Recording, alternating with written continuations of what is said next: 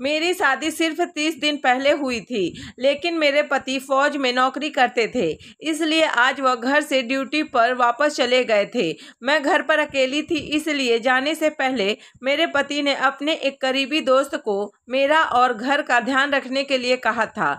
वह उस पर बहुत भरोसा करते थे, क्योंकि दोनों बचपन के दोस्त थे।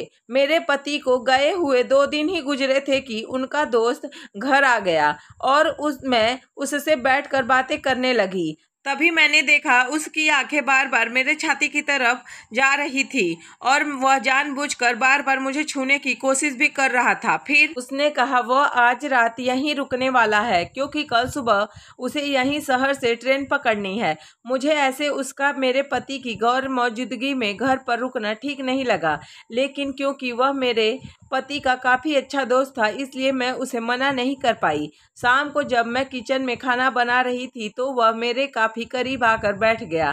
फिर अगले ही पल अचानक वह उठा और मुझे पीछे से कसकर पकड़ लिया और अपने दोनों हाथों से मेरे शरीर को बहुत ज़ोर ज़ोर से सहलाने लगा। इससे पहले कि मैं कुछ बोल पाती, उसने अपना एक हाथ मेरे सलवार में हाथ डाल दिया और फिर मेरे शरीर को छूने लगा। मुझे कुछ समझ में नहीं आ रहा था कि मैं क्या करूं। वह मेरे शरीर पर अपना हाथ फेरे जा रहा था। कुछ पलों के लिए मैं अपना होश खो बैठी थी और उसे ऐसा करने से रोकने की मेरी हिम्मत नहीं हो रही थी। तभी अचानक मुझे एहसास हुआ मैं गलत कर रही हूँ। मैंने उसे अपने से दूर कर दिया और उसे घर से चले जाने के लिए कहा।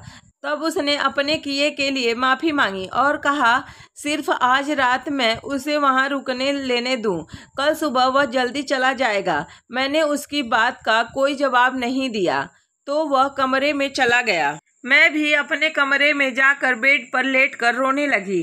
तभी वह दोबारा मेरे कमरे में आया और बोला, अगर हम एक दूसरे को प्यार कर सकते हैं तो इसमें क्या गलत है। अब मैं उसे डरने लगी। फिर एकदम से वह मेरे ऊपर लेट गया और अगले पल उसने मेरा कपड़ा उतार कर मुझे प्यार करने लगा। मैंने उसे अपने से दूर करने की कोशिश की, लेकिन वह बहुत ताकतवर था। फिर उसने जल्दी से मेरा सलवार भी उतार दिया। मैं काफ़ी डरी हुई थी, मगर कुछ नहीं कर सकती थी। फिर उसने एक ही झटके में वह काम कर दिया जिसके लिए वह उस रात मेरे साथ घर पर रुका था। जैसे ही उसका काम हो गया वह वहां से उठकर चला गया।